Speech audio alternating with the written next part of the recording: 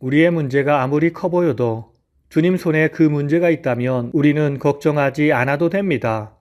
주님은 그 모든 문제를 해결하실 능력이 있기 때문입니다. 오늘 하루가 주님께 내 모든 문제를 맡기며 주 안에서 자유함을 느끼는 하루가 되길 기도합니다. 오늘은 시편 53에서 55편을 통독하겠습니다. 53편 다윗 지혜시. 하나님을 부정하는 자들의 보편적 타락 및 악인과 선인의 운명. 1에서 4절. 하나님을 부정하는 어리석은 자들의 보편적 타락의 모습. 어리석은 자는 그의 마음에 이르기를 하나님이 없다 하도다. 그들은 부패하며 가증한 악을 행하는도다. 하나님이 자기를 찾는 자를 찾아보지만 선을 행하는 자가 하나도 없도다. 5에서 6절. 어리석은 자들과 하나님 백성의 종말론적 운명을 대조하다. 하나님이 그들을 버리셨으므로 내가 그들에게 수치를 당하게 하였도다. 하나님이 자기 백성의 포로된 것을 돌이키실 때에 야곱이 즐거워하며 이스라엘이 기뻐하리로다. 표제. 인도자를 따라 마할랏에 맞춘 노래. 마할랏이라는 말은 본 시의 표제에만 나오는 독특한 표현입니다. 따라서 정확한 의미를 알기는 어렵습니다. 마할라트를 슬퍼하다, 근심하다, 병들다, 약하여지다 등으로 번역되는 동사 할랄에서 유래한 것으로 보아 슬픔의 노래, 질병의 노래로 보는 것이 다수가 지지하는 견해입니다. 본 시는 14편과 내용과 형식에 있어서 매우 비슷합니다. 본 시는 어느 시보다 세상에 횡행하는 어리석은 무신론자의 실상과 인간의 전적 타락과 전적 무능력 등을 적나라하게 지적합니다.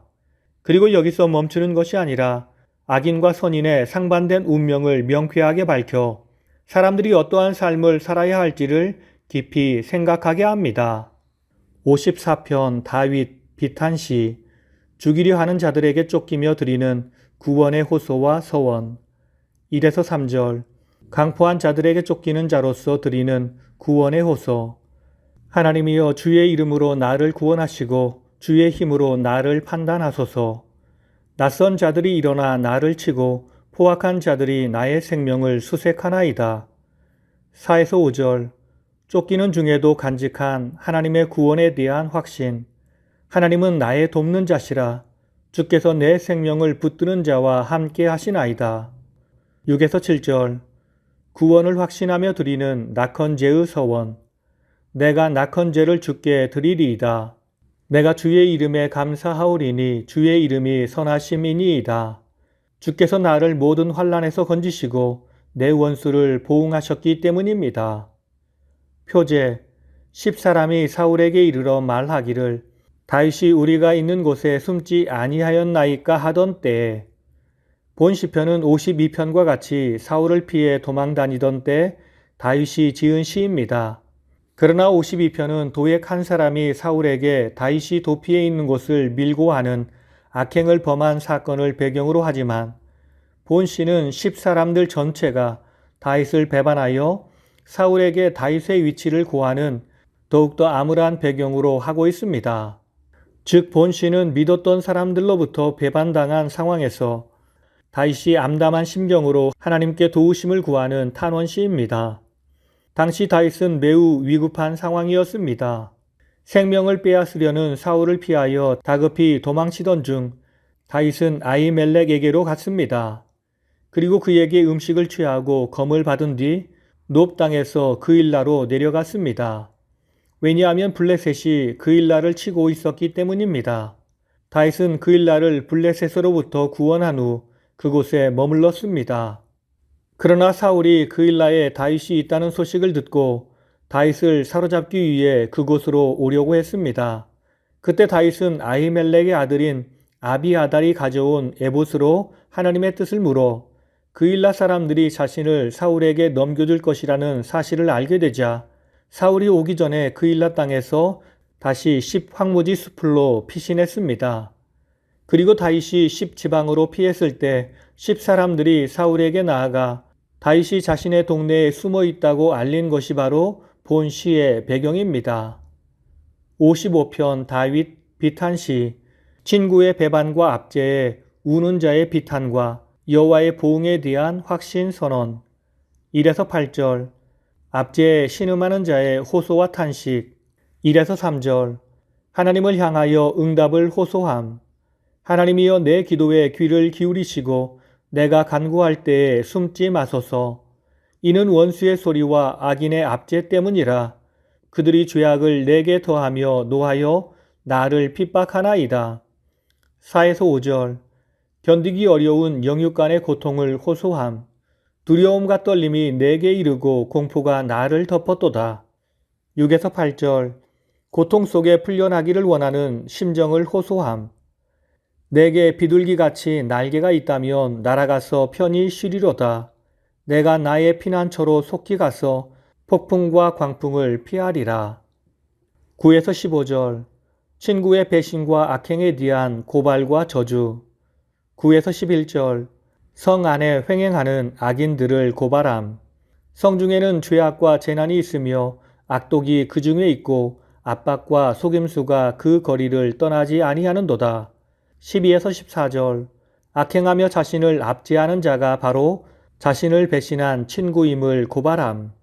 나를 책망하며 미워하는 자는 나의 가까운 친구로다. 우리가 같이 재미있게 의논하며 무리와 함께하여 하나님의 집 안에서 다녔도다. 15절. 배신자들에게 사망이 임하도록 저주함. 16에서 19절. 하나님의 기도 응답과 보응에 대한 확신 선언. 여호와께서 나를 구원하시며 내 소리를 들으시리로다. 그가 내 생명을 구속하사 평안하게 하셨도다. 왜냐하면 그들은 변하지 아니하며 하나님을 경외하지 아니함이니이다. 20에서 23절. 배신자에 대한 재고발과 여호와의 보응에 대한 확신의 재선언. 20에서 21절. 친구를 배신한 자에 대한 재고발. 그는 손을 들어 자기와 화목한 자를 치고 그의 언약을 배반하였도다. 22에서 23절. 여호와께서 선악간에 보응하시리라. 내 짐을 여호와께 맡기라. 그가 너를 붙드시고 의인의 요동함을 영원히 허락하지 아니하시리로다. 본시는 주전 979년경 아들 압살롬이 아버지 다윗을 반역했을 때 다윗 자신의 친구이자 모사였던 아히도벨이 압살롬을 도우며 배신한 사건을 배경으로 한 것으로 보입니다. 오늘 말씀을 통해 주시는 교훈은 첫째로 인생의 모든 짐을 하나님께 맡길 때 우리는 평강의 삶을 살 수 있습니다. 55편 22절을 보면 내 짐을 여호와께 맡기라. 그가 너를 붙드시고 의인의 요동함을 영원히 허락하지 아니하시리로다 라고 했습니다. 다윗은 지금 자기 자신을 향해 권면하고 있습니다. 그 권면의 내용은 짐을 여호와께 맡기라는 것입니다. 여기서 짐이란 소유물을 가리키는 것이 아니라 인생의 여정 중에서 당면하는 각양 근심과 걱정과 문제 등을 의미합니다. 다윗의 짐은 압살롬의 반역과 아히도벨의 배신의 문제였습니다. 다윗은 하나님을 바라보며 자신의 모든 무거운 짐을 주님 앞에 내려놓습니다. 다윗이 처음부터 주님을 향한 온전한 믿음을 가졌던 것은 아닙니다.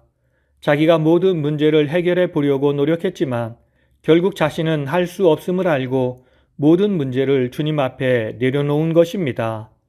그때 주님께서 그에게 주시는 자유함과 평안함을 느낄 수 있었습니다. 우리도 주 안에서 그런 자유와 평안함을 누릴 수 있어야 합니다. 오늘 이 하루 우리의 삶에 어떤 어려움이 닥친다 할지라도 주님께 모든 무거운 짐을 내려놓고 주님을 믿음으로 주 안에서 자유함과 평안함을 누리는 복된 하루가 되길 예수님의 이름으로 축원합니다. 다 함께 기도하시겠습니다. 수고하고 무거운 짐진 자들아 다 내게로 오라. 내가 너희를 쉬게 하리라 말씀하신 주님.